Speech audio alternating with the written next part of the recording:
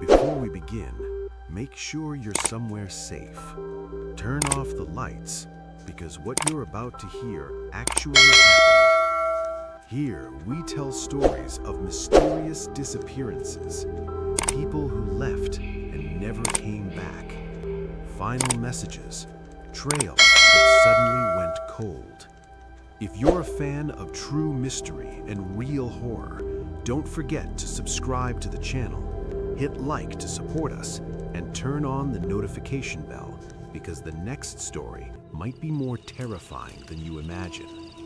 And now, let's begin the story that confused the world. The house no one is allowed to enter.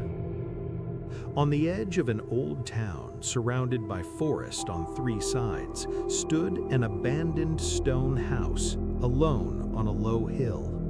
There was nothing special about its appearance: 2 floors, shuttered wooden windows, and a slanted roof covered in wild grass. And yet, it was different from every other place in town, because a rusted metal sign hung on the fence that read, "Do not approach. Entry is a punishable crime." The prohibition wasn't just because the building was unsafe, nor simply because it was private property.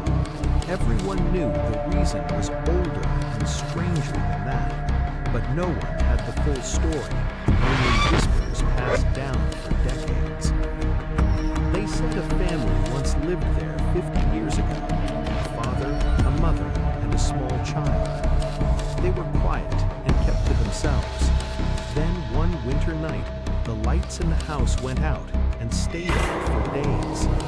When some neighbors finally went up to check on them, they found the front door open and the house empty. There were no signs of a proper departure. Dishes were still on the table, food rotting in pots, and a bed left unmade as if someone had just risen from it. But there was no one there. After days of unsuccessful searching, the authorities sealed the house and issued an official order forbidding anyone from entering it for legal and security reasons. Years passed, and the house remained standing like an old wound that refused to heal. Sami wasn't from the town. He was a local history researcher who loved forgotten places and mysterious files. When he heard about the house legally forbidden to visit, he assumed it was just village exaggeration. One night, he decided to see the truth for himself. He climbed the hill after midnight, fog curling around his feet. The half-moon barely revealed the outline of the house. He approached the iron fence and saw the old lock still hanging on the gate. It wasn't broken. He hesitated for a moment, then climbed over the fence instead. The instant his feet touched the garden soil, he felt something wrong. The silence was unnaturally thick. No insects, no wind, not even the rustle of leaves, as if the place didn't belong to the same world. He walked to the front door. The wood was cracked, but the handle was intact. He pushed slowly. A long creak tore through the stillness.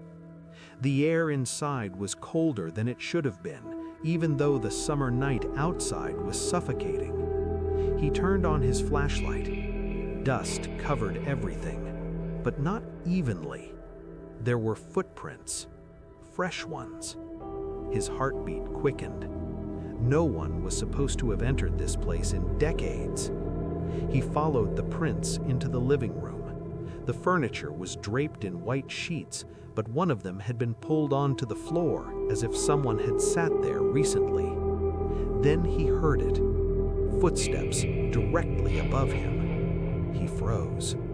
The upper floor. He told himself it must be an animal, maybe a cat or a bird that got in through a broken window.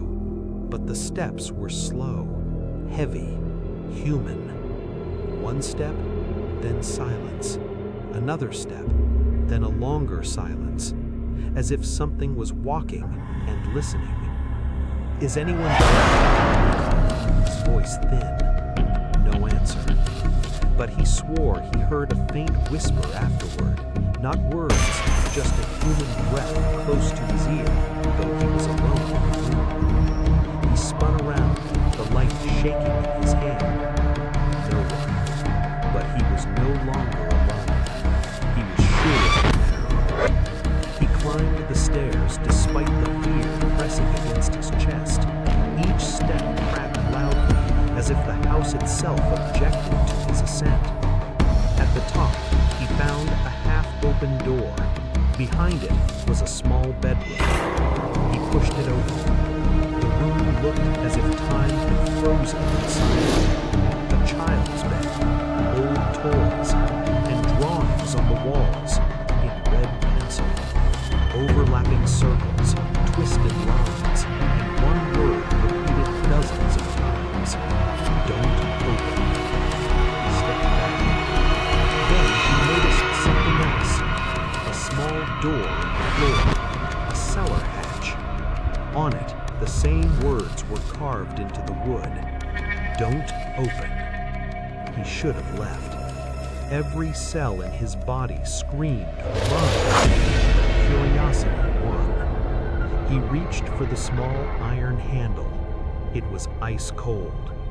He lifted it. From below came a sound. Not movement, not wind, but knocking. 3 clear knocks from the other side of the door. His blood froze. Then a child's voice whispered from the darkness beneath his feet. Finally, someone heard me. The flashlight fell from his hand.